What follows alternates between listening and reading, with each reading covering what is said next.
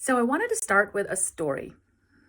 In speaking with a close acquaintance yesterday, they informed me that I was on sort of a blacklist in those circles that we all belong to. And so I found this kind of humorous, and I said, "Oh, okay. Well, what was it that I had done that had caused me to be on this, so to speak, blacklist?"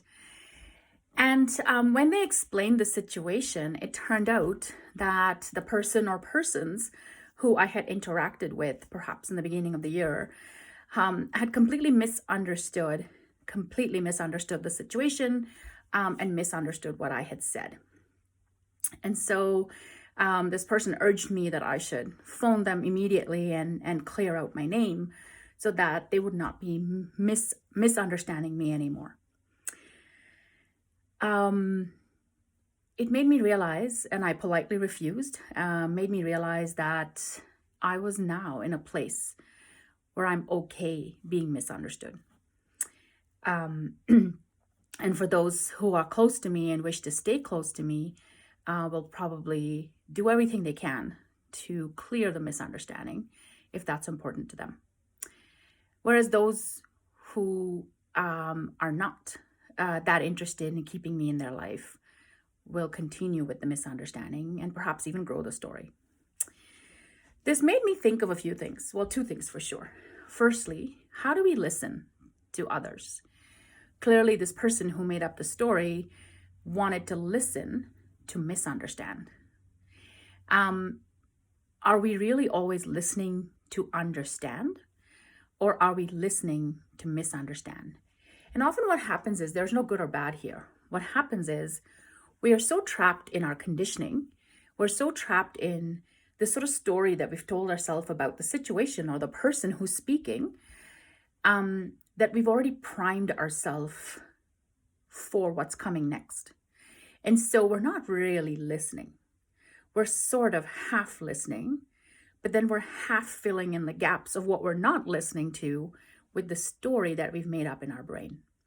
And that's when we misunderstand. We listen to misunderstand. We listen to fit that story that's already percolating in our brain.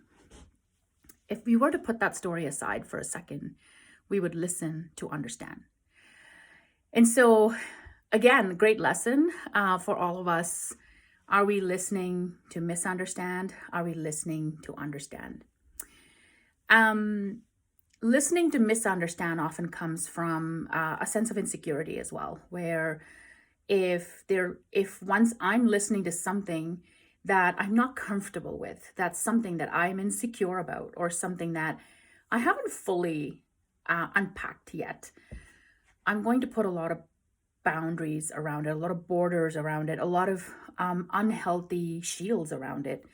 And when I do that, the shielding itself causes me to misunderstand because it's a protective mechanism. It's trying to protect me from what I might hear because I may not approve of it. What I may hear or listen to may bring unpleasant emotions. So it's a protective mechanism to listen to misunderstand. However, oftentimes it brings us to a place of of perhaps discord with the other person because we really haven't listened to what they've said. The other point here is how I processed it. And so I could have easily become upset that this person totally misunderstood what happened, misconstrued the story, and now told everybody else, and they all believed it, and there was a blacklist, and I was suddenly on this blacklist. I think what changed was having a strong sense of self, setting very healthy boundaries of who I am, how I live this life, what I want to grow in this life. What do I truly stand for? My integrity. Once that becomes absolutely important, it doesn't matter if someone wants to misunderstand me. That's really on them. It doesn't matter if someone wants to disagree with me. It really doesn't matter if someone dislikes me. In the end, I like myself. I agree with myself. And I understand why I did what I did and why I set the boundaries that I did.